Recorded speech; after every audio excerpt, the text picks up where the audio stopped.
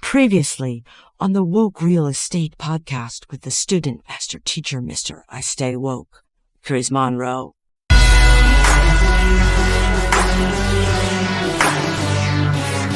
I noticed we've changed the system to the point where we keep them fully engaged. So during my training, I don't just put them in front of a PowerPoint presentation. I have quizzes. Of course, we have a couple reference pictures, but most of the time we're just engaging because you have kinesthetic learners, you have visual learners, you have audio learners, and I learned this just because of when I used to be a team leader in my retail job at Best Buy. I just knew that I have to train a certain person to use a cash register a certain way. I can't just tell them, I have to show them, or I can't just show them, I have to tell them, and I adapt, and those are my KPIs. So I get a KPI report off of engagement, off of what people said in their end of day reports to me, like, Andrea, I really love this. So I'm always adjusting and updating my trainings because this is my business. I literally niche down in this virtual assistant business. So my business, just as much as yours in real estate, Chris, has KPIs. So right, I would agree with that. Wow. For people watching in the chat, go ahead, put your comments in, put your questions in. We'll try to get them before we get wrapped up with the thing here. Post them in there and we'll get it going. Also, Andrea, I wanted to ask you, I know you said something about meetings. How often should one have meetings and or training with their virtual assistants? Well, I talk to my VAs all the time because they're like my only friends. But I mean, listen, if you're an investor, you don't have to really be there on a phone call for an hour every day. I would say this. Always meet with your virtual assistant. And if you've read Traction and you know what a level 10 meeting is, or if you haven't read Traction, but you've had a meeting at some point in your life with your boss at work, with other investors, you sit down and you really look at everything, and this is a part of the KPIs. You can look at your KPIs, you look at everything that's been great for the week. Your team meetings can be as simple as, what were your highlights of the day? And what were your opportunities for success? Because I never say, what did you do bad? You always have an opportunity to get better, right? So, you can meet with your VA once a week, a minimum of once a week. For an hour, I like to say a minimum of once a week. And now I'm telling you this, for the once a weekers, I'm not saying you just see them on a Monday and then you have an hour meeting and you be like, peace, I'm not talking to you for the rest of the week. I'm just saying, sitting down to break down everything throughout the week, listen to cold calls, talk about how they felt. Did you have any funny sellers? Did anyone say anything hilarious to you? Did anyone say anything rude to you? Did you have any calls that went really well? How did you build rapport this week?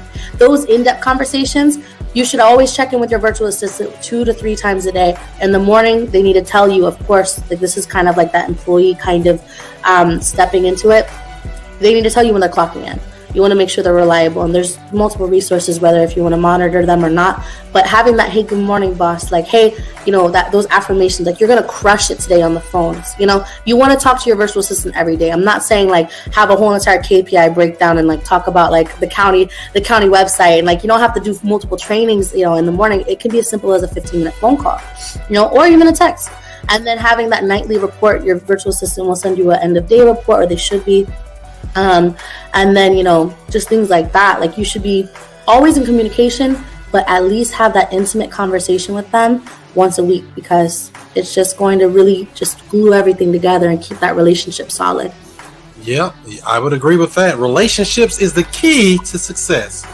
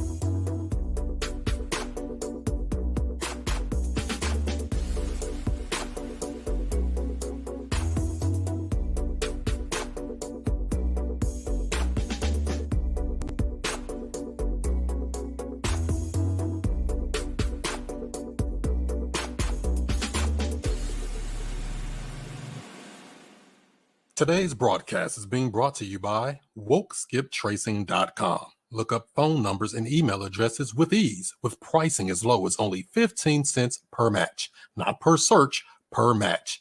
If there's no number or email address, you don't pay. Get accurate data in just minutes. WokeSkipTracing.com. That's WokeSkipTracing.com. All right, ladies and gentlemen, boys and girls, women and children of all ages, it's about that time. It's Monday Night Raw, real estate style. What's going on, party people? Happy Monday to you. It is Monday, November the 9th, and we got a great show for you tonight, as well as great shows coming up for you each and every Monday night right here. Go ahead and put your name in and where you're coming in from. We'll give you a quick shout out before we get started with the show, and I got a couple of quick announcements. Don't forget, tomorrow we'll be on doing the virtual meetup, the virtual Hootie's House Buyers Club meetup. We do it each and every other Tuesday night, 6 o'clock with Rich Groves. If you want to get in on that, go to stlviplist.com. That'll get you the link, the Zoom link, so you can join in. Virtual wholesaling, virtual real estate meetup. If you want to deal with other people in other places, don't matter where you're from, come on in. We're glad to have you. Let's see what else we got. Next week, the 16th, we're going to be going through dispositions, doing dispo deals. I'm going to break down some of the ways we actually get rid of the deals that we do find as far as wholesaling. That's going to be a great show. That's the 16th of November. The following week, we're on with Mr. TJ Tajani down in Houston, Texas, doing those short-term rentals, Airbnbs, and more. That's going to be a great show on that night as well. And as you know, tonight we're on with Miss Kayla Buys Houses. She's in the green room, warming up, about to come out swinging and bucking and swinging. So go ahead, give this video a thumbs up, give it a like, give it a share if you care. If you ever want to be notified of these upcoming shows, all you have to do is text JV to 31996. That'll get you the free joint venture agreement to let you know when we come on live as well. So text JV to 31996. Get you the joint venture agreement and notifications. If you're listening on the Woke Real Estate Podcast on the streams as well, give us a 5-star rating. We need it. We need every bit we can get. All right, so let's see who we got up in here real quick. What's up, Kayla? Kayla, what's up? Hey, watching from PH. Where is that at? Pennsylvania? No, I don't know where PH is. Philippines? Philippines. Oh, we got a VA. All right. We might have to hire you or something. All right, what's up, Facebook user? Hit that link down in the description so we can see your name and your photo because you're watching in a private group. What's happening? Homicide. What's up, Miss Hoket? How you doing? Glad to see you. What's up? There's my bro. That's Mr. Uncle Juju. Glad to see you as well. But enough of that. I want y'all to go ahead and give this video a thumbs up, give it a like, give it a share. It's about that time, y'all. We about to get it popping.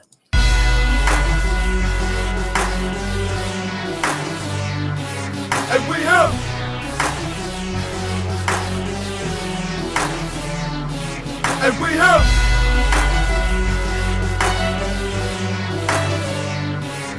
we have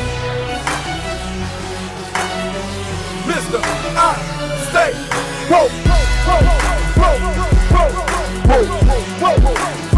And Mr. I Stay Woke. What's happening? What's happening? What's happening? This is the student master teacher, Mr. I Stay Woke, Chris Monroe, and I'm right back at you with another real estate video. Looks like we got about 50 people watching across the platforms right now. We want to get those numbers up because we got some great information coming for you today. So without further ado, here she is, Miss Kayla. How you doing?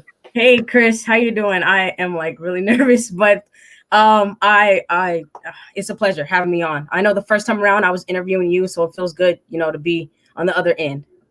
That's right. That's right. I like you rocking that natural up there. See, everybody want to get weaves and stuff. You rocking that natural. Never. I like it natural. I want people to know this is me. That's right. Let them know who you are. So for people who may not know, who are you, Kayla, and what do you do? All right. So guys, my name is Kayla Holbert. I'm 21. I live in Las Vegas, and I'm a wholesaler. And so I've been in it for, I want to say about a year. I think I just hit my year mark a few weeks ago. And so I started out, I guess you can say the way I fell into it. I was at my job. I worked at the power company out here. And I was on YouTube, came across a couple videos, and I think I saw Max Maxwell's video first.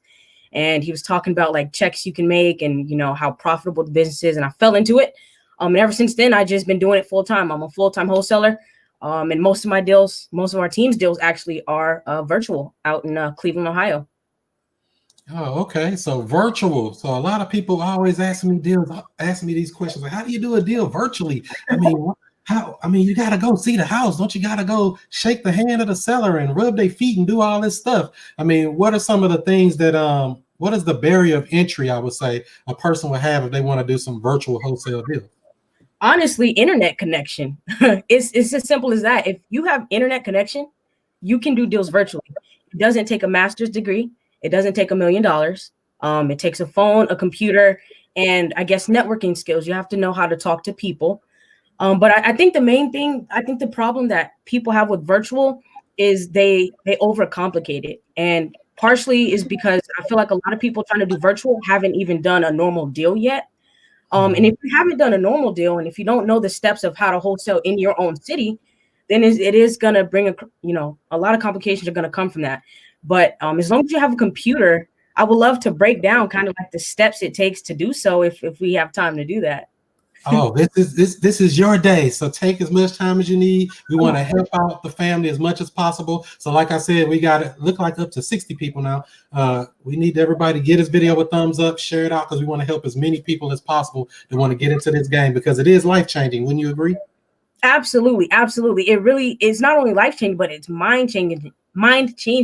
It really helps you realize that there's more to life than waking up, going to work, and retiring at 80. Like, you don't have to do that.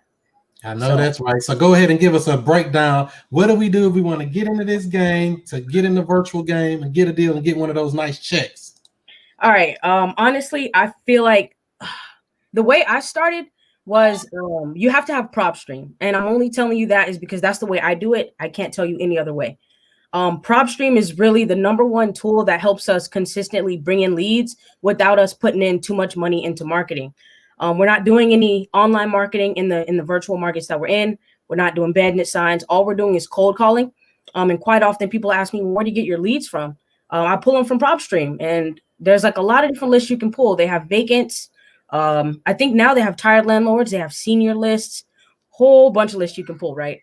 But I think my best advice to you would be to download PropStream, have an account. I think it's $97 a month. And it is a fantastic investment. That is the best $97 you're ever going to spend.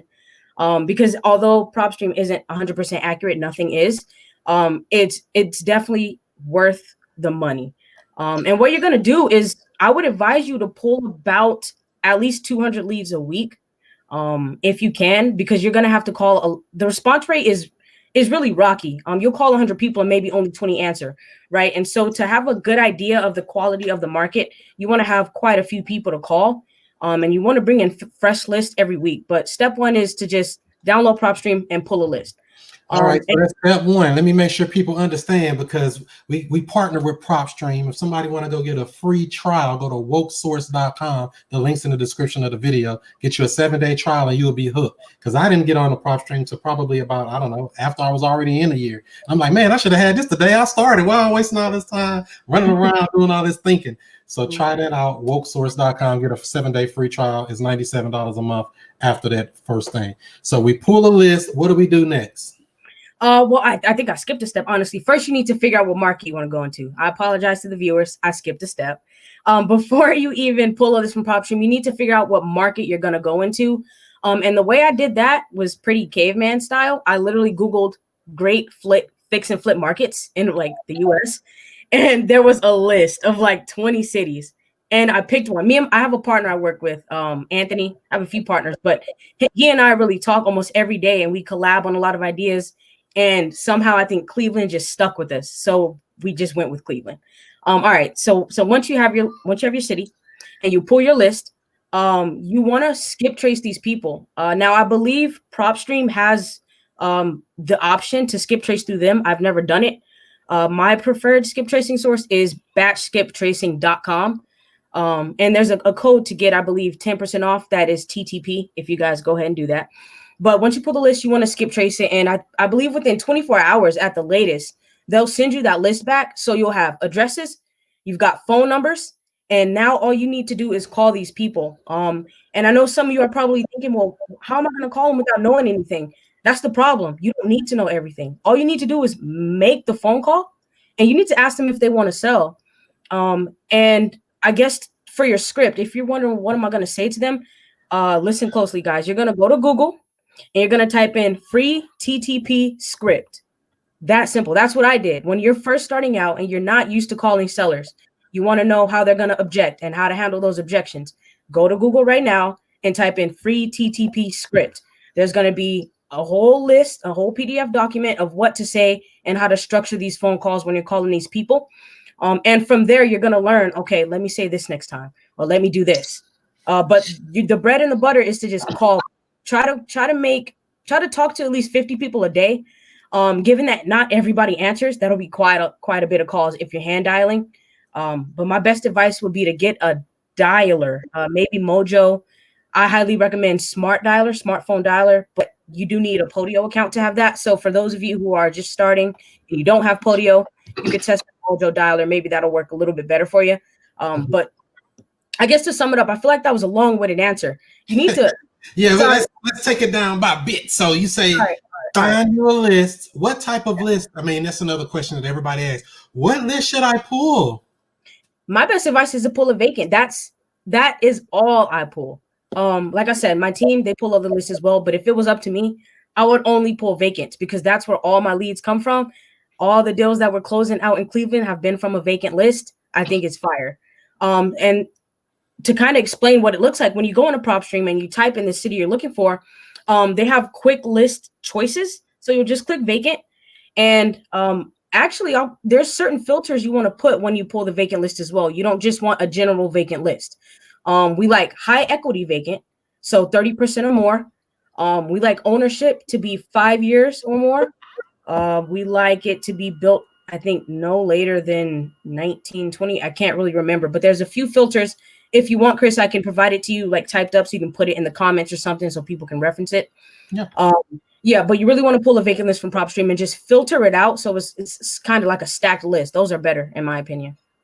Okay, cool. So you pull a list, you get it skip trace, you got the phone numbers for these people, you figure out a way to call them. Do you do texting too, or just only pure calls?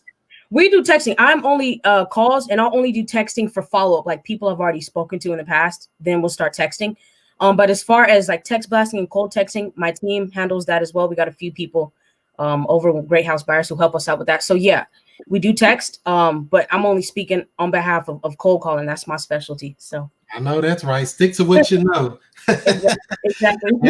And you mentioned something here a moment ago about PropStream or any of these data providers aren't 100% accurate. A lot of people come and say, well, it said this online. I'm like, no, ask the seller. I mean, do you go by that philosophy as well? Just ask them what's going on.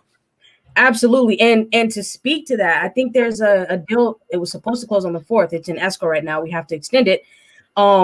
Just going to show about how you check in with the seller is not always enough, Chris, even though your data sources aren't always accurate. Sometimes the seller's not even accurate. They told us they had a payoff amount of, I think, like $38,500.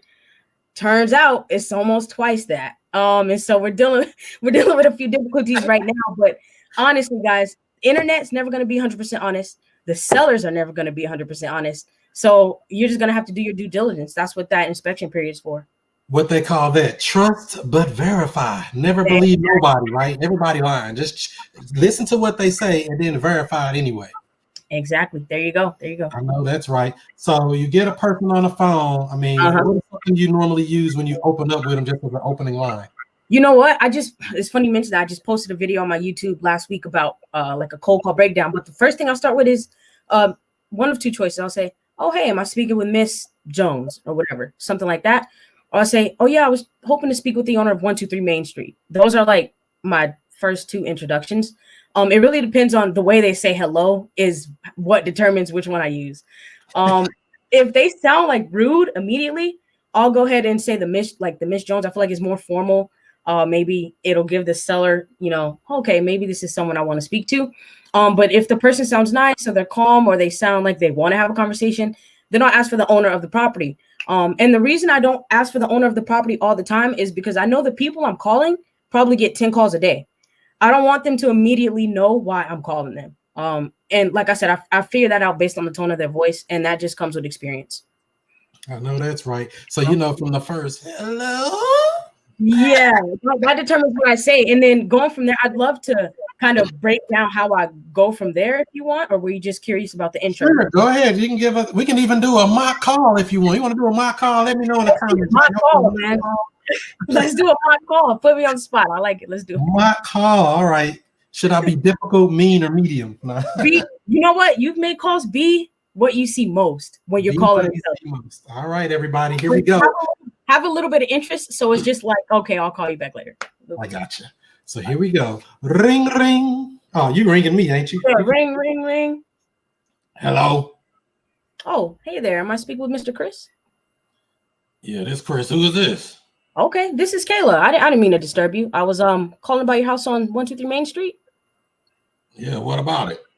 You know, I was actually curious to know if you thought about selling it or maybe taking an offer anytime soon. I mean, I get calls about that house every day. I mean, y'all guys don't really want to buy. What you want to do, lowball me or something? Oh, not at all. Never that. And I'm glad you brought that up because I know a lot of guys probably trying to waste your time. We're actually looking to figure out what you want and provide you with the best solution. I wanted to sell it, but from what people been saying, I don't know if I want to sell it. Y'all keep trying to lowball me. Okay, so they've been giving you offers that you don't like, clearly, right? Yeah, they keep trying to give me a little or nothing, and I'm not going to give it away. I hear you. And I wouldn't ask you to. What do those offers look like? What are they offering you? Well, they offer me all different type of stuff. I mean, some guy was talking about some making payment stuff, and I don't even know how that worked. And then another guy, I don't know, he just kept trying to give me some low number, and I was like, no, I don't know about that. I hear you. Okay, well, let me ask you this. If go ahead. But you can come on out and look at it. You want to take a look at it? I would love to. Actually, if you have a few minutes right now, I'd love to get a better idea of what's going on before I come out. Is that all right? Yeah, what you got? Okay, perfect. I guess extensive repairs. Is there any maybe plumbing issues or electrical issues? Well, indeed, somebody did break in and steal the copper in the basement and stuff, but I don't know how much. I haven't been over there in a few years. Okay, no worries. That's unfortunate. I know a lot of properties in this area that's happening. Okay, sweet. What about do you know maybe the roof condition or anything like that, or is it only the copper? I don't know. Like I said, I haven't been over there in a few years. It's been vacant for a while now. How'd you get my number anyway? I'm glad you asked that. You'd be surprised. It's honestly public information. But what I did was I just searched the property up. I was interested in buying it, and your number popped up on White Pages. So I wanted to give you a ring, see what you thought. Oh, okay. Because I'm like, y'all call me every other day about that house, and don't nobody really want to buy it. I hear you. Well, look, I'm gonna change your mind. I want to buy it. I definitely do. What happened to it? Why has it been sitting for a few years? Well, I inherited it, and my uncle, he left it to me, and I didn't really want to mess with it. I used to fix on houses, but I'm getting up in age, and I don't really want to mess with that stuff no more. I hear you. Okay, so that'd be even better if we could possibly help you do something with it. Yep. So you can come on by and look at it. You want to come see it next week, or when you want to see it? Yeah, sounds good. What day next week would work for you? What day and what time?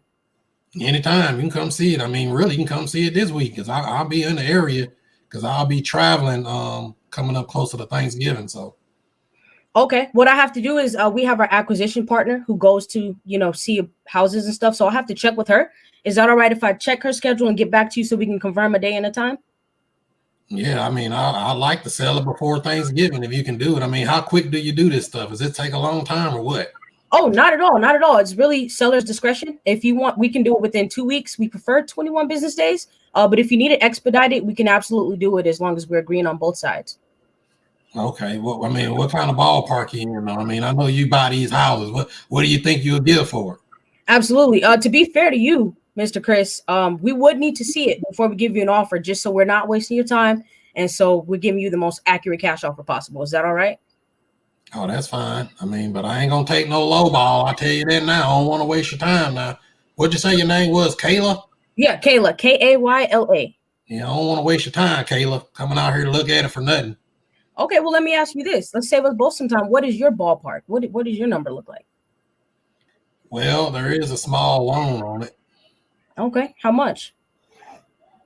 I want to say it's only about 15,000 or so. Okay. How that is it? Just a mortgage payment, or are these like taxes? It's the loan. The loan got the taxes in it. Gotcha. Okay. So we'd have to clear that up for you. Yep. Okay. Do you just want to get rid of the property, or you want to make something on top of that as well? Well, I want some money. That's what it's all about, right? I mean, these guys and offer me these little numbers, 10,000. I say that ain't even enough to pay the loan off. Exactly. Okay. Now you'd be surprised though. I get a lot of sellers who just want to get rid of it. So I just thought I'd ask you that question. Okay, Mr. Chris, that all sounds good. So what I'm going to do, like I said, I'm going to talk to my partner, Shauna, see when she's available to go out there and meet you. And is this the best number to give you a call back and set that up? Yeah, this is my cell phone. Perfect. Now, don't answer after 7 o'clock now. Don't be calling after 7. I will not bother you after 7. You got my word. I was curious to know, does this number accept text, or do you prefer phone calls only? There's text on here, but I don't really use it.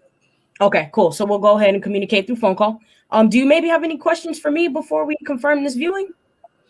No. I mean, just want to make sure you guys are the real deal. I get a lot of them people that ain't real, Oh, we're the real deal. I hope we surprise you. I can reassure you that. So it was a pleasure speaking with you. And if you don't have any questions, I'm looking forward to it. What was your company again? I didn't write that down. Yeah, it is Great House Buyers. So that is GR8 House Buyers. And we actually have a website if you want to check that out as well. Great House Buyer. Okay, I got you down here, Miss Kayla. Thank you. Perfect. Thank you. You have a great day. Click. Was I too nice? Nah, a little bit. Nah, you're good. You're good. I was nervous, even though it's a fake call, man. I'm over here like shaking. I hit you with some of that stuff they be hitting you with. Oh, what? You want a low ball, man? Ain't gonna give it away. Yeah, those are the hardest ones. Well, not like hard for me, but just in my conscience, I'm like, oh man, this isn't gonna be easy. But those are sometimes the best. So you did great. You did great.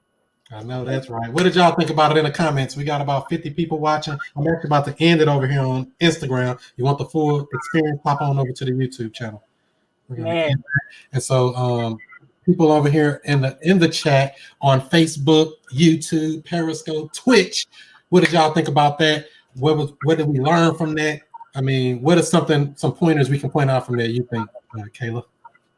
Honestly, I feel like not following the script so much. And I know that's kind of contradictory because when you're first starting, you don't know what to say. You're going to have to follow the script. But I want you guys, the viewers, to understand that every single call is different. The tone of your voice is going to be different. The pauses you take when you answer is going to be different. How you respond is going to be different. And you really have to listen to what the seller is saying. When they answer the phone call, if they answer like, oh, hey, how are you? You need to respond like, oh, hey, this is Kayla. If they answer like Chris did and say, hello, you need to say, oh, hey, am I speaking with? You need to match the tone. There's a lot of things that go into making these phone calls that I feel like people overlook. And I also feel like it's not widely talked about on social media. I feel like they only show you the good calls. And you're not going to have a lot of good calls. So really, guys, mirroring the seller's energy and just switching up the script and having a real conversation is going to benefit you. Just don't be a robot. Be a person. Talk to them and learn what's going on. That's what I would definitely. Don't be on there talking about some I went through to buy your house for this. Don't do that. Exactly. So basically, the overall gist is: first part, get overall condition of the property, get them talking about the house. Secondly, about their situation. Why are they selling? Things like that. What's going on with that? It's very important. And without that information, how are we going to help them? If we can't solve their problem, the number don't even make sense. And I do like that you were hesitant on just dropping a number and coming back and asking. A lot of people quick to fall for that trap because the seller will say, what you going to give me? What you going to give me? What you going to give me? And you looking like, no, don't give them no number. I don't care about that. Do they do that a lot? All the time, especially in Cleveland. For some reason, they don't do it as much in Vegas because that's my market. But in Cleveland, they're always like, what are you going to give me? What are you going to give me? And I've kind of learned how, if you're letting them know, well, I want to be fair to you, so I want to see it before I offer you a number, that kind of lets them know, okay, they're right. Like, okay. So they understand it better if you put it that way. But if you say something like, well, I don't want to give you a number because I haven't seen it, and be like, so, like, forget that. You kind of have to word it in a way to where the seller will be like, all right, they have a point. Let me wait. Let me let them in and see it. So most definitely. And they're saying something here. I wanted to hear you lock it up virtually without seeing it. So do you always send somebody out to see the house, or do you lock them up over the phone sometimes? Good question. Okay. We always see the properties before they close all the time. But sometimes I feel like we'll have a price in mind on that first call without actually having it under contract. So it's like a verbal agreement, I guess you can say. But we'll still have somebody come out and there's like an inspection contingency in there to where when we do see it, if we don't like it, we can always back out. But do you ever lock them up on the phone before you go see it, or do you have to see it before we put it under contract? Never. No, we have to see it before we put it under contract. Especially because we're not in the city. It's just too risky. I don't think it's worth it for us to do that. And for the people who want us to lock it up without seeing it, those deals aren't ours. They're not for us. There's plenty more out there for us to get. So nah. Okay, so you have a low turnover rate, I guess, when you put it under contract. It's truly a deal. It's not going to be like, oh, I don't think we can do that number, Mr. Seller type stuff. Absolutely. We'd rather have a little bit of great deals than a lot of deals that are not good. That's our motto, right? No deal is better than a bad deal. So in order to prevent, like you said, the turnover rate, we like to see the property. We even get video walkthroughs sent to us by the person who went out and take the picture. We want to know everything that's going on before we lock these properties up. And we actually just learned a lesson about it. Like I told you, the one that's in escrow where the seller kind of lied about the payoff amount. We learned a lesson from that too. You know, we like to know everything before we go into these deals. So it didn't show online anywhere that their mortgage was higher than what they said. It did not.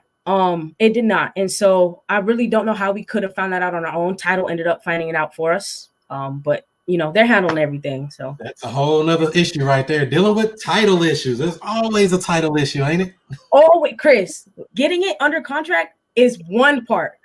I have the greatest freaking partner in the world. His name's Anthony. And he does TC, he does dispo, talking to the buyers, title company. He's phenomenal. And without him, we probably wouldn't close half of our deals because dispo is a whole nother realm of like skill. That's something I haven't mastered. I can't talk too much about it because he handles it. But I can tell you right now, there's always a problem with the deal that's in escrow. That's right. That's right. Rodney is asking over here, what website do you use to check the title of the home? Do you mean like who owns the home? Let's see. What website do you use? Yes. Okay. What I use is the county. So whatever city you're in, search what county it is. In my case, it's Cuyahoga. I believe that's how you pronounce it. And so I go to Cuyahoga Property Records, and I actually have it bookmarked.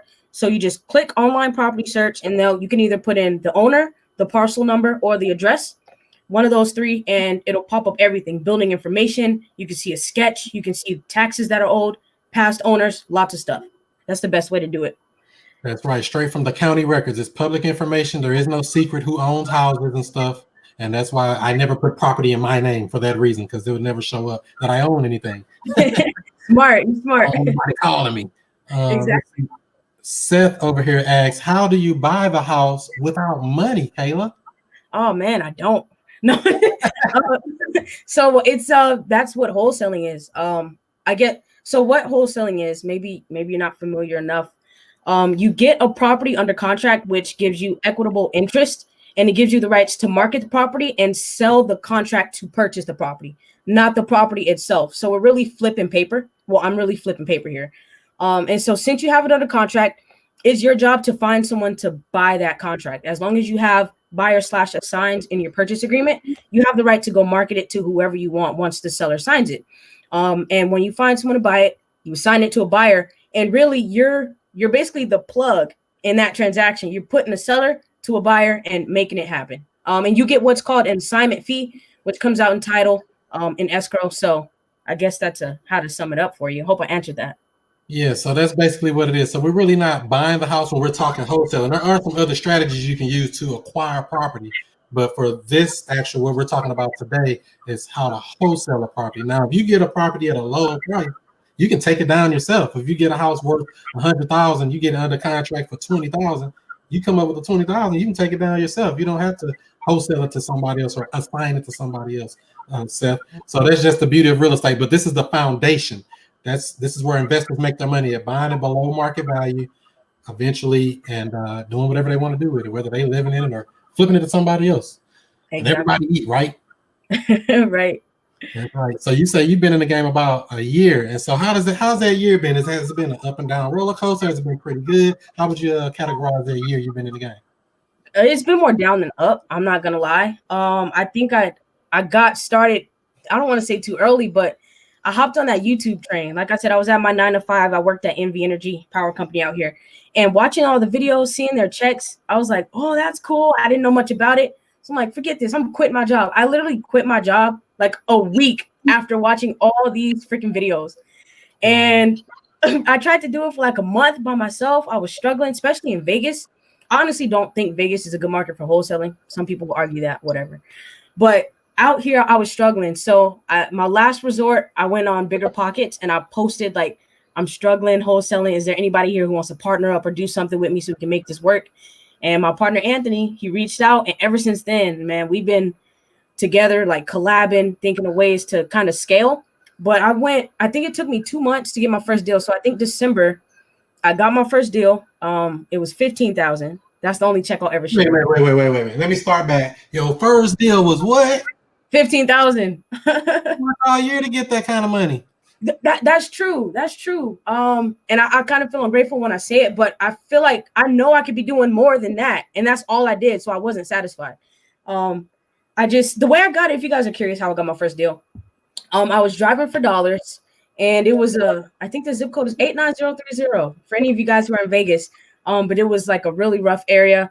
And I was actually in class at UNLV making phone calls instead of doing my homework because I hate school. And the guy answered. He was at work, but he told me he needed to sell because his mom was old. She was falling down and couldn't take care of it.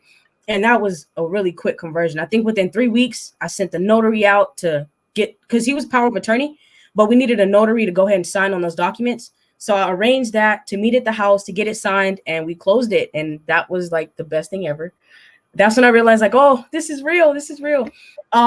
But then after that, Chris, I went months without getting another deal. I'm not even gonna lie. I went so long without getting another deal. I started doubting myself. Again, I thank my partner for keeping me in the game. Like, dude, this is normal. Come on. And I think what is it that you feel like that was stopping you from getting any more deals from there? Where was the breaking point? Was it the marketing that wasn't good, or what was it? I have no idea because maybe because I wasn't changing up my strategy. All I was doing was I was driving for dollars, getting about at least 150 properties a week. And I was calling them every Friday, Saturday, not Sunday. I don't call on Sundays, but Friday and Saturday, I would call them. I built my own. I actually have a video on this. I built my own free Skype auto dialer, and I was calling through there every weekend. And after that first deal, no, I wasn't getting any leads week after week after week. I really don't know why. To this day, I don't know why. Yeah, and a lot of things, I mean, from what I've noticed, and I haven't been in the game that much longer, some people just don't answer calls they don't know. Some people only do phone calls and don't do text. So we just started calling, texting, and voicemailing. And one of them ways they're going to respond back and say, either leave me alone, not interested, or what you offer, or, or want to talk.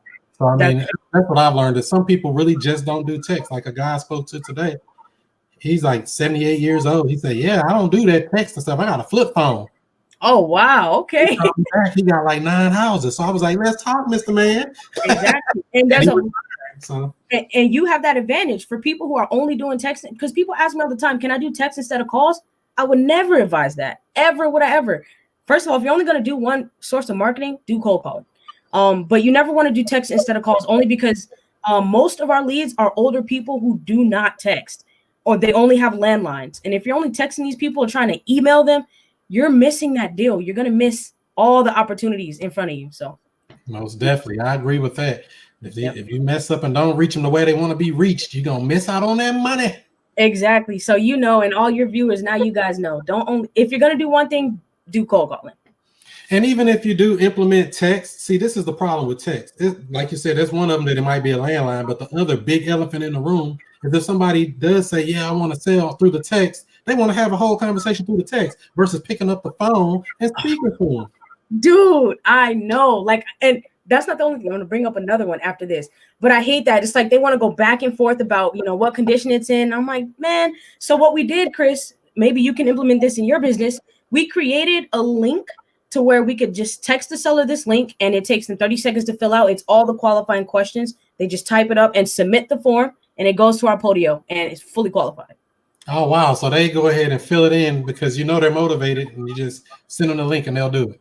Exactly, because we hate that. We hate when they're trying to go back and forth, sentence by sentence, what's going on. So that's just a quicker way to get things done that we kind of learned how to do. I know that's right. So pull a list, call them up. What about when you get hung up on people being mean to you? How do you handle those type of people? Like people who I call and they're like cursing me out. Is that what you're saying? Yeah, like those jokers. You know what? This is probably a bad answer, what you guys don't want to hear. But most of the time, I hang up in their face. If not you, Chris, especially if I've been making calls for like 3.5 hours already, and I call somebody, you're like, I'm like, okay, I'm just hating. I'm not even gonna stress myself out. But on a good day, so I didn't even bother me. Like, if you want, I can take you off my list. I'm sorry, I've never called you before, something like that. And we have a DNC list in our system, so where all those numbers that say that, we add them to that list to make sure they never get called again. Right. It really just depends. I'll never say anything rude to the seller.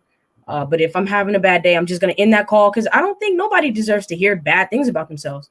Hang up. Stupid MFer. I'll be like, no. Hang up. If they don't know your name, your company business, or anything, if they have nothing against you, hang up. Like, I don't know. That's my advice. People probably don't like that, but. No, yeah, you did just mention something there too. When you say the company name, I tell my VAs, don't you be saying my company name to these people you cold calling. We've worked for a local real estate company, or just say I work for Chris. Don't be saying this company, this LLC to a cold call. Would you advise something like that as well? Not at all. And I'm glad you brought that up. The main thing that I like to tell, we have callers on our team as well, that I tell them is, say you're a 2-person partnership. So what we do when they say, what company are you with? If it's just a cold call, I'll say, I'm not with a company. It's just me and my partner. We're looking to buy a few properties. It's simple as that. Keep it moving. Yep. Exactly. But there are people, once they are under contract, or people who are really hot leads and we know their intentions are good and they ask for the company, yeah, by all means, we'll give them the company because it's on our contract. Eventually, they're going to see it. Yeah. But for those cold callers, especially if you can hear bad intentions in their tone, don't tell them you have a company. Just say either I'm by myself, I'm not with a company, or I have a partner, we're just looking to buy property. Never give them the name. That's right. And I see people do some stuff like, man, you just told them your whole LLC. You about to get a letter in the mail and they're going to try to extort you for that, $2,500, whatever they've been doing going around here. Never. Don't do it. All right. So make sure y'all give this video a thumbs up. Give it a like. Give it a share. It looks like we got some questions in here. Let's see what we got here. Miss Simpson wants to know, which one do you like more, virtual wholesaling or regular wholesaling?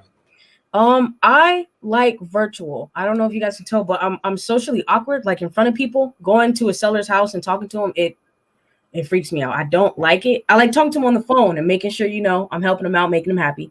But face to face, it's just a feeling that I don't like. And so doing it virtually, we pay someone to do it for us. I don't have to worry about going in front of them, saying the right things. We're training the people who are working for us anyway, so we trust them to say the right things and make the right decisions. So all day virtual. I can sit at home in my pajamas and make money. I love it. I know that's right. Virtual. I love virtual too. My first 3 deals was virtual, so I never met the sellers to them properties still to this day. Wouldn't know them. I love it. It's the best thing ever. Right. All right. So let's see what else we got over here. How do you estimate the repairs virtually? That's a great question. No one's repair estimates are always going to be accurate.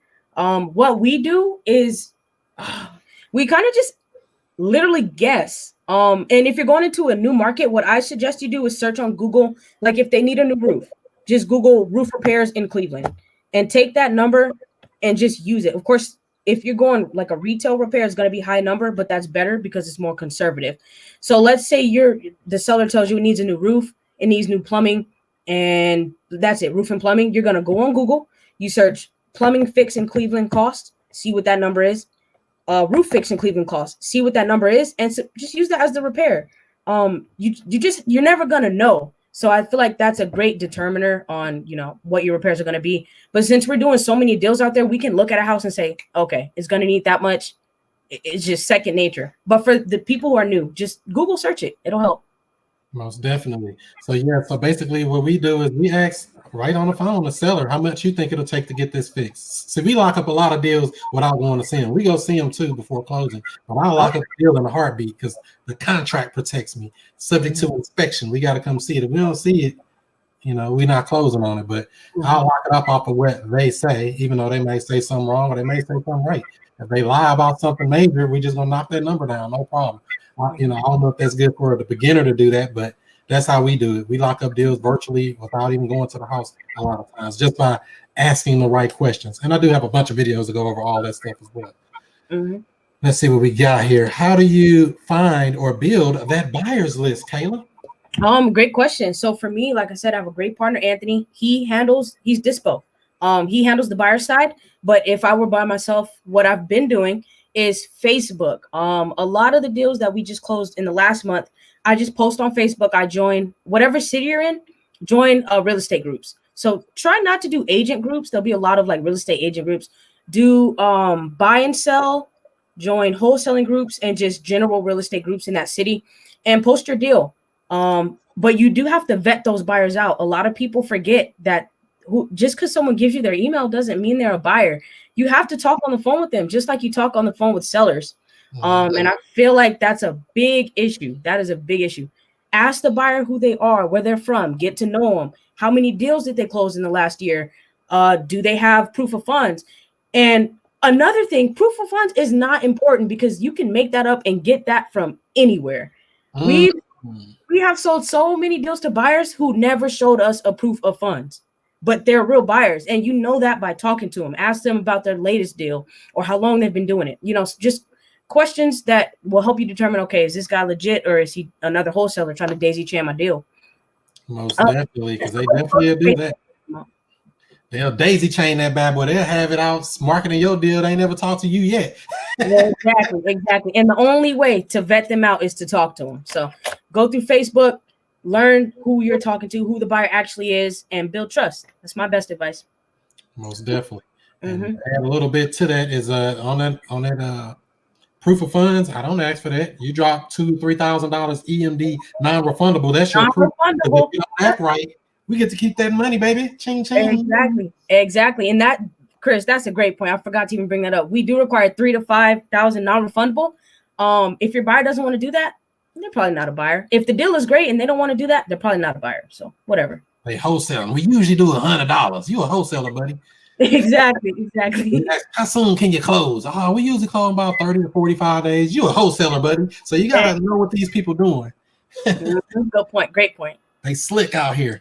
For real. Let's see what else we got over here. Like I said, don't forget to give this video a thumbs up. Like it, share it if you could. All right. Rodney Martin wants to know, should you open an LLC before you start wholesaling?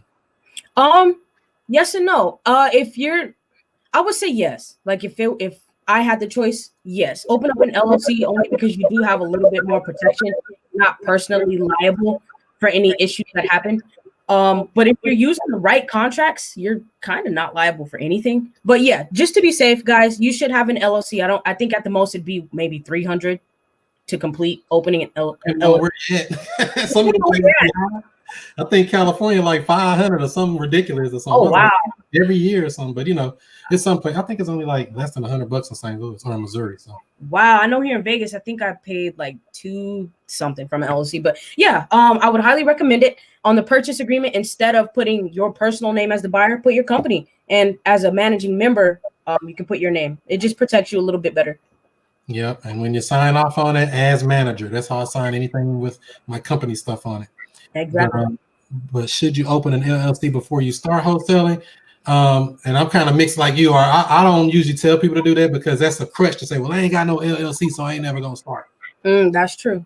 They'll wait. Go get a deal. You know what I mean? Find a deal. You can get an LLC after. That's what I say. Because if not, you'll never start, and you'll be talking about, oh, I'm waiting to get this LLC.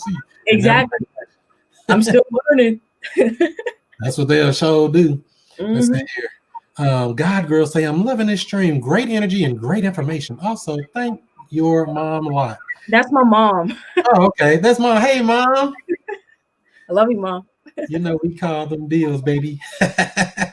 All right. Chris, what do you use for all three of those text and RVMs? So right now we're using REI Reply.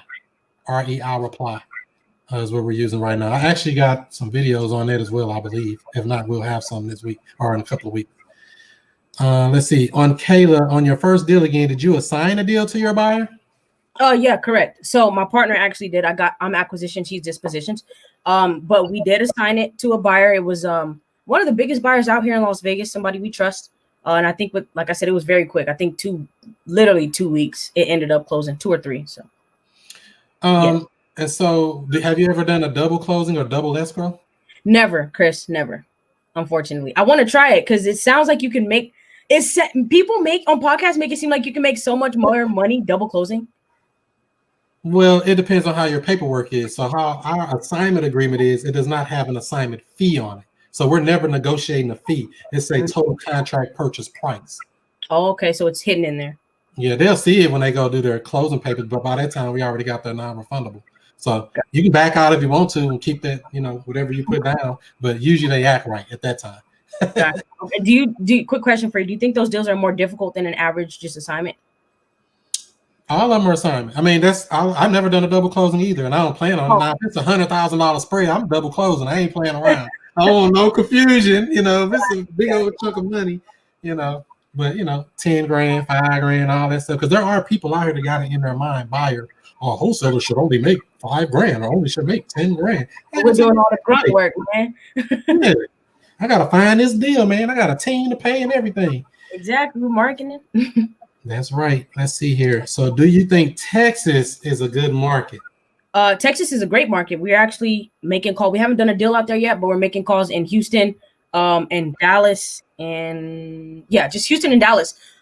Is very hot. We have a few partners over there who are doing a lot of deals out in Texas. For some reason, we haven't had the same luck as them. But Texas is hot, baby. Texas is hot. Yeah.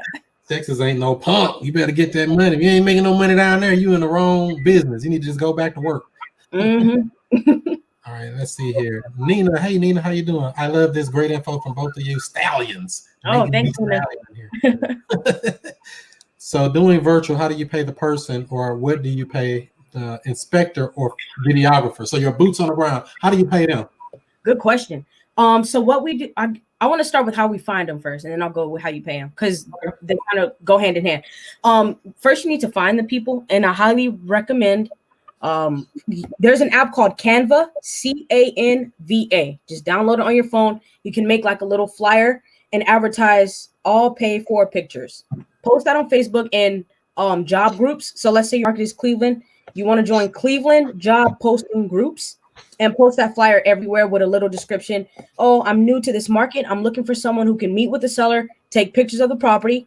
I'll pay you. We pay $30 per house, and we have sometimes 15 appointments a week. So that one person is making a lot of money from you. So let them know you pay $30 per house through PayPal, Cash App, or Venmo, whatever they prefer. People will swipe up. You're going to have to interview these people as well. If they check out, if you like them, then you need to ask them, okay, how do you prefer to be paid? They'll tell you which app they want. And literally what we do is they go to the viewing. They upload the pictures to either Dropbox, Google Files. Once we receive it, the pictures and a video, we'll send the $30 or $40 or $50, depending on the situation. We pay different. But we'll send that to either Cash App, Venmo, PayPal, and they're paid within like 30 minutes. It's very simple. No need to overcomplicate it. It's simple. Keep it simple, stupid. No, not stupid, but I'm actually developing an app right now. I'm waiting on the girl to finish it up. Pinpoint Assist app. Oh, nice. Look at that. We got that coming out here shortly, eventually at pinpointassist.com. Help you manage your boots on the ground. We can upload the pictures right into there. And if they're putting up bandit signs or something for you, it'll actually pinpoint where they put the signs up and stuff and the time they put it up. Wow. I could see this blowing up, man. Like the deal machine of boots on the ground. There you go. So it's for boots on the ground or for doing bandit sign campaigns. So you'll know where your signs are placed. I like that. Okay. Picture of it. So yeah, that'll be coming out here soon. So cool. Let's see if we got any other questions over here. I see y'all dropping a lot of questions in here, boy. They ain't playing. I like them. All right. So where's the best place to find assistants? If you're saying like virtual assistants, it really depends. We've hired some through Facebook. Some people just reach out to me like, oh, I'm with this company. Do you need a caller? We've hired people like that. We've gone on Fiverr. I don't know if you guys know about Fiverr, but it's Fiverr.com. You can find cold callers through there. We haven't had the best results with those callers. I'm just going to be honest with you. And then sometimes we'll just search virtual assistant companies. There's people who are already trained, and you just pay the company to basically use their employees. So yeah, I would advise just either Facebook, Google, like assistant companies, or just go on Fiverr. Either of those three. As long as you're really interviewing these people, and also once you hire them, training them, you have great callers. No worries. You gotta train them. That's the hard part. Finding them is hard a little bit, but then you still gotta train them and grow them and cultivate and water that plant and hope it grows to be something great. Exactly. It's not overnight. I feel like a lot of people who are interested in this business think it's overnight. It is not. Especially if you're gonna hire an assistant, because you can't blame your assistant if you're not getting deals. You have to train them to get you those deals. If you've never done one yourself, how are you gonna train somebody to do one for you? That doesn't make sense. So you need the experience first. You find your assistant, you train them to do what you've already done. Right. And I also suggest anybody that does get virtual assistants. So I have about, 100 training videos internally for the company. So if somebody come in new, here's how to do every little detail within the tasks of whatever position you're working. Because, once you get that stuff set up, you don't have to go back and train them over and over and over again. Here's the video on how to do this. And then, they can do the job or whatever. Versus, because, you're going to stretch yourself thin. And it's a whole lot easier to make a 5-minute video exactly how to do it. And then they don't have to train somebody again. Yeah. And it's available forever. I love the internet. And I love Fiverr. They do editing of my videos too. So we stay on that Fiverr. I like that intro, by the way. I forgot to tell you. Yeah. Yeah, exactly. All right. How do you handle this position when virtual wholesaling? Good question. So I don't do it myself. Again, my partner does it. But if you're asking, like, do you have to go to the title company? No, what we do is we build that relationship with the title company before we even send them our first deal. So what we do, we introduce ourselves, let them know what it is we do and, how we could work together. So by the time we have a deal, we just email them all the documents. So we email them the purchase agreement. We ended up wiring the EMD to put down, and it's all done through the internet. Literally, as long as you know who your escrow officer is, and their contact information, you just shoot that all over to them and they'll get the title process started. Real simple, right? Teamwork makes the dream work. Very simple. So you got to have a good quality team. So that's cool. Let's see what we got here. Great interview, Kayla. That's what Introverted Investor says. Thank you. Let's see here. In California, we only pay $800 for an LLC. I told you. That's still a lot. That's 3 times what I paid. You better get one in Missouri for $100 or whatever it is. Yeah. It's not much. That is crazy. So much information for real. And not only to that $800, I think they got to pay a yearly fee too. Some of these places make you pay every year, so it can get expensive. You better move out of Cali. Let's see here. What is a good title company for wholesaling in Memphis or Mississippi? I don't know. I haven't done any deals in Memphis or Mississippi, but my advice to you to find a good title company is search title companies in Memphis or Mississippi.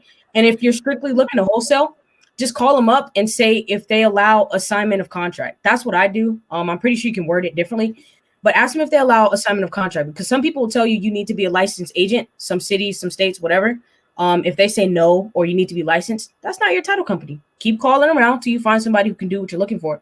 It's the best way to do it. Illinois, boo. No. Oh yeah, Illinois, and I think Oklahoma. I can't remember. Something, yeah, there's another. And to add to that, Jason, I would also check in those Facebook groups, like she said earlier, when you join those investor Facebook groups, see who they're using. They're using investor-friendly title companies. Find out who they're using and use them. Yep. Don't try to reinvent the wheel. Yes, we do. All right. Let's see here. Do you put EMD on all your deals, and why? Earnest money deposit. Yes. I get that question a lot, because I've seen some YouTube videos where they say get it from the buyer, and that probably works for some people. But we like to put EMD down immediately, only because that gives us, I guess you can say, like that monetary attachment to the deal.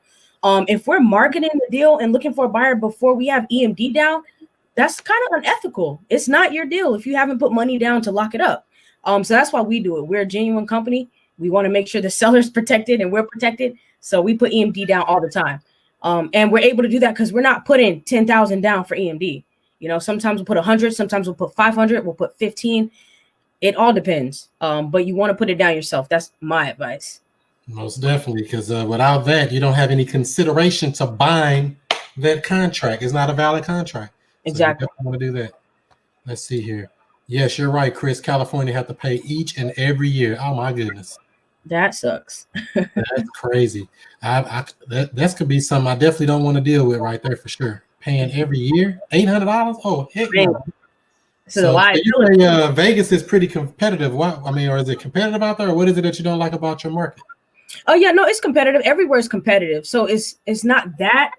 I honestly think it's just the response rate. Me calling in Cleveland, I could call 100 people, and I could say maybe 50, 60 will answer. In Vegas, I call 100 people, 15, 20 will answer. And that kills me. I love talking on the phone, and I hate sitting there for hours getting no answers. And it really just like it weighs on me, and it makes me not want to make the calls. And I hate that feeling. I hate not wanting to do it. So when I move markets, I'm like, oh, I love this. I wake up looking forward to calling now because I'm getting more people to respond to me. So that's really it for me, I guess. Just the response rate. People don't answer the phone out here. And you say you're using Mojo Dollar, or which one are you using? No, we use a smartphone. So it's SMRT. There's no A. SMRT phone dialer. And you have to have a Podio to be able to use that one, but it's phenomenal. So it dials all the numbers on the thing in order, or how does that go? Yeah, so you once we have our skipped list, we import it into the Smart Dialer campaign. You can sort it however you want, I guess alphabetical from all those leads on that list, and it'll just call one by one, auto dialer. So it gives you the option to leave voicemail. Let's say you click into the campaign and you're on your first lead. You click the play button, it starts, and it'll ring. You can choose how long you want it to ring, up to 60 seconds. The lowest you can do is 15 seconds before the dial times out. And it keeps going. If someone answers, you talk to them. Once you get off the phone, you hang up or you drop a voicemail, and it'll go on to the next call unless you pause it, and you just keep going until you run out of leads to call. It's great. So you can call and leave a voicemail on the same thing? On the same thing. And you can text too, or no? You can text, but not through the campaign. You'd have to open another tab in the same dialer though, and just type up a text yourself. Okay, I was gonna say it sounds kind of similar to IQ Dial. We were using that for a little bit because you can call, text, and voicemail through IQ Dial, and I think you can email too. But and that's like that one.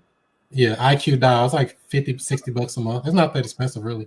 About the same price. Okay. Yeah. So yeah, give or take. So as long as you ain't getting charged per call, per text, per this, you be running up a bill, won't you? Exactly. But yeah, I love smartphone. I know that's right. So that's cool. So I know you've been in it a year. What kind of mistakes that you feel like you've made over this time that you've learned from?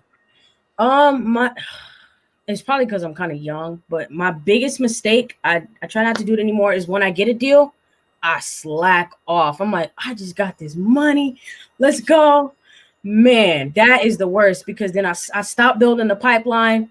2 weeks go by and I'm like, where the deal's at? Where'd they go? So that's my big thing. Just because you get a deal, the grind don't stop. I got to keep making these calls. I got to keep setting these appointments, and I'm learning that as I go. But that's definitely been my biggest, I guess you can say, pain point, is just getting a real big head, seeing the checks and being like, I'm going on a vacation.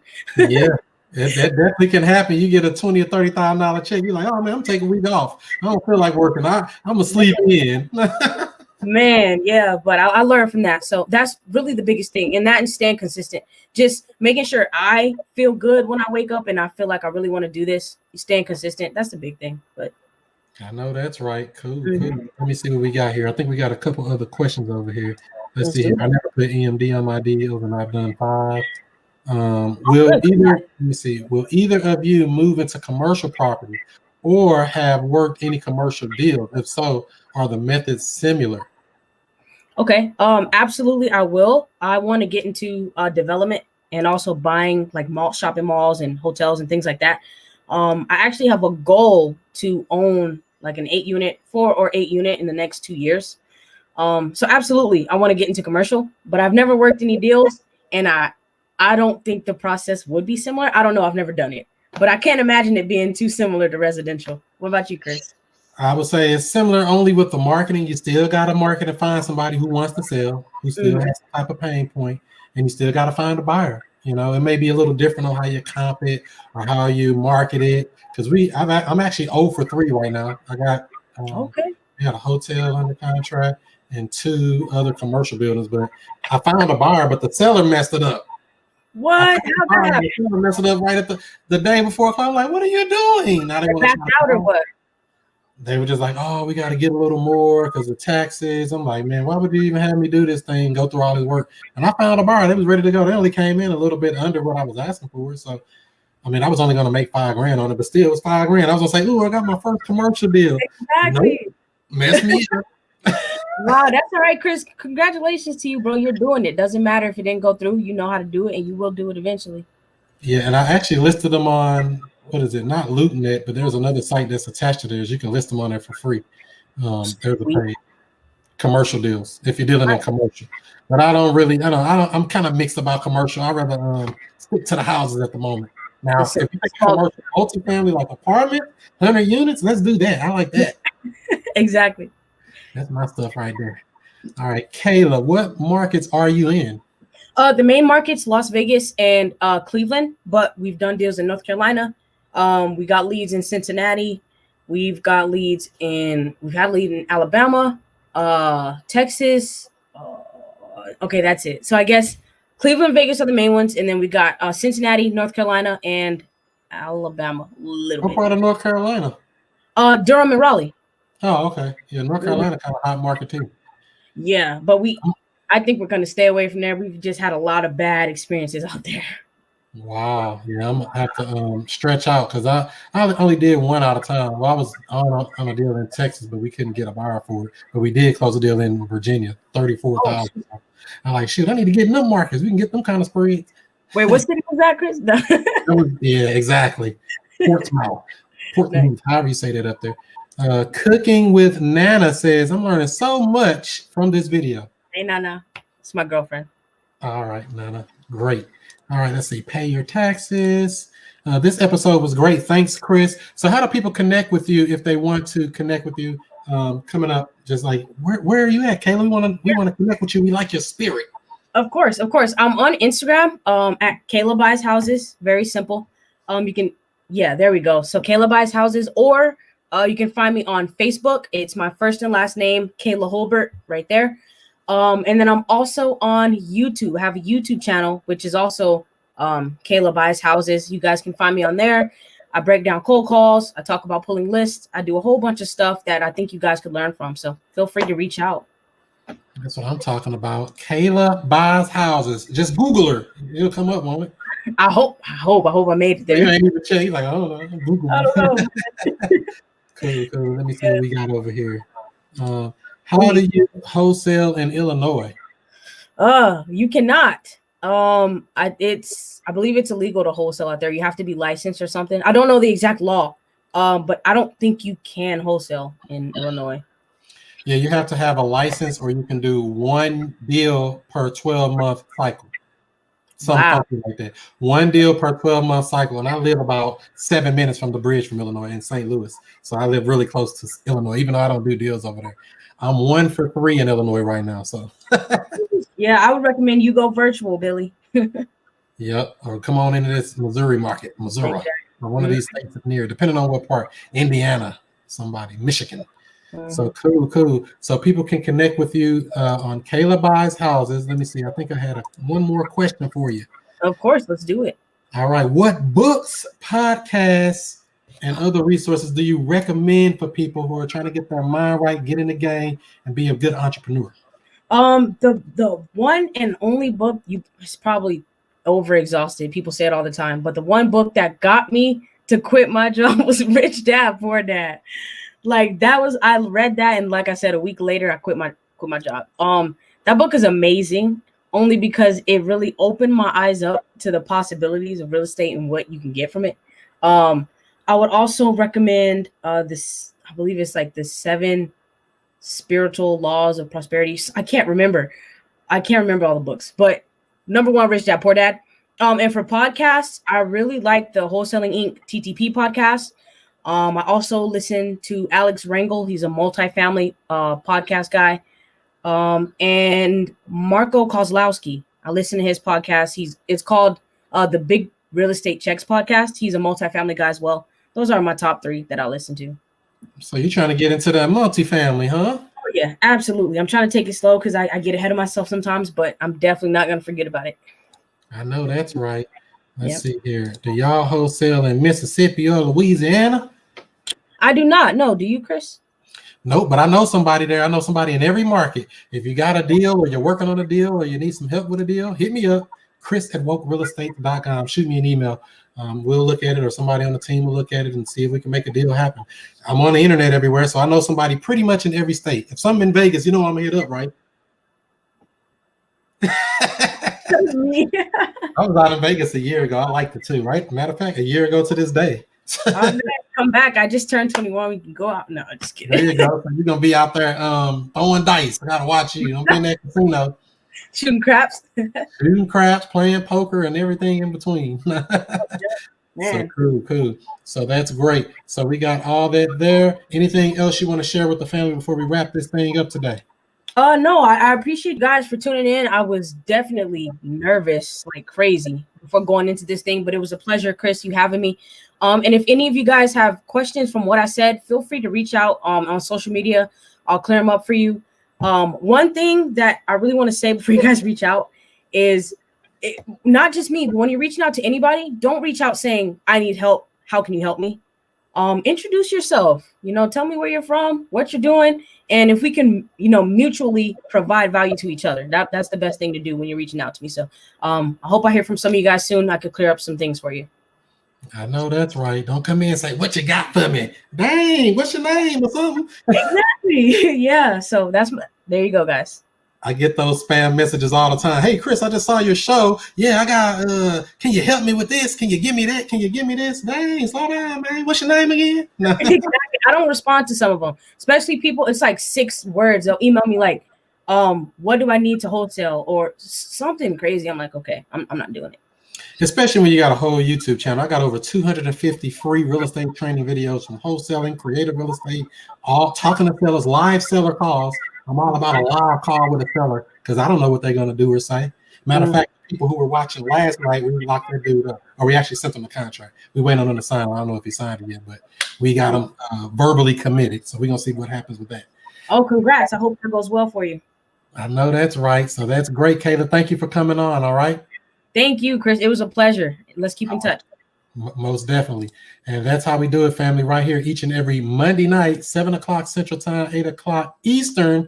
We do this real estate talk where we go over deals, case studies. We bring on guests. We talk to heavy hitters in every market. If you see some out in the Vegas area, to hit up Kayla.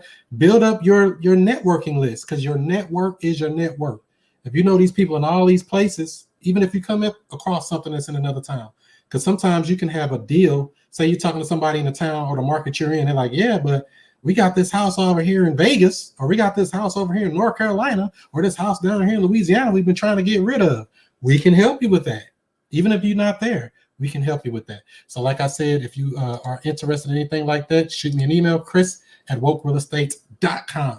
That's the email. So like I said, give this video a thumbs up, give it a like, give it a share. If you haven't subscribed to this channel already, what are you waiting on? Are you asleep or you woke?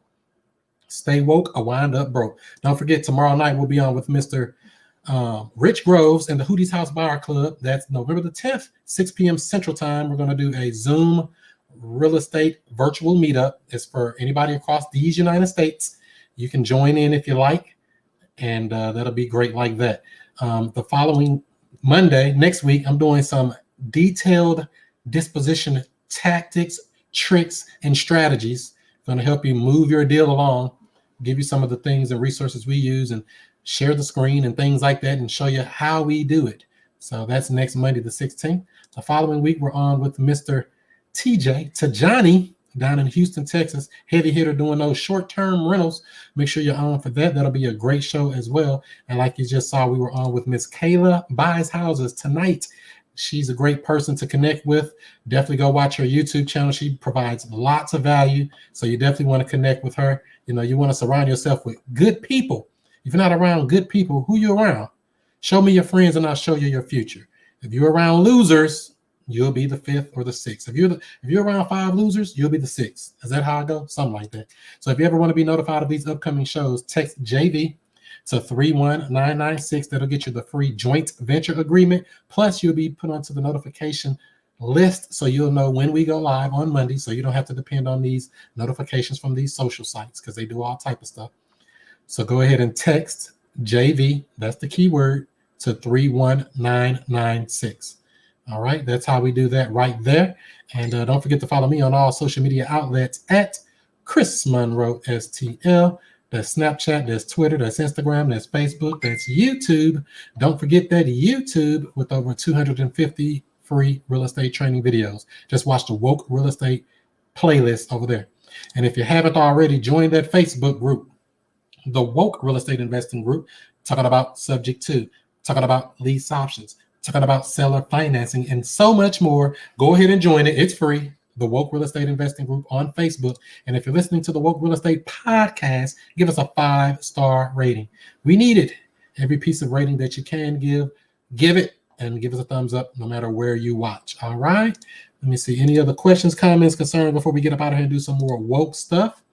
Good class from St. Louis, definitely looking to connect. Most definitely. And if you're looking for coaching, we do have a coaching program. I think it's like 1 or 2 slots left. Go to wokerealestate.com. You can get hand-to-hand training, somebody to walk you through the deal, help you negotiate deals with your sellers or buyers, paperwork, everything you need pretty much. Go on to wokerealestate.com. Go to I Want Coaching. Look over what all it comes with, and you'll say, man, this is a steal of a deal. You can learn the same stuff people go pay $50,000 and $60,000 to learn for way, way, way cheaper.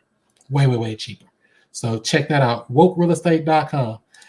So with all that being said, do what you do, be who you be, and I'll see you before you see me. Peace.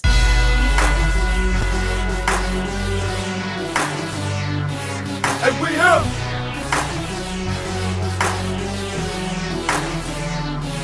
And we have.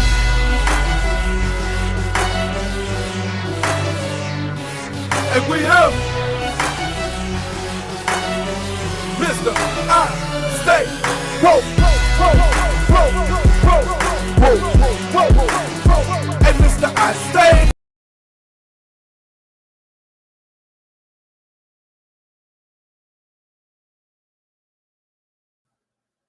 Today's broadcast is being brought to you by WokeSkipTracing.com. Look up phone numbers and email addresses with ease, with pricing as low as only 15 cents per match, not per search, per match. If there's no number or email address, you don't pay. Get accurate data in just minutes. WokeSkipTracing.com. That's WokeSkipTracing.com.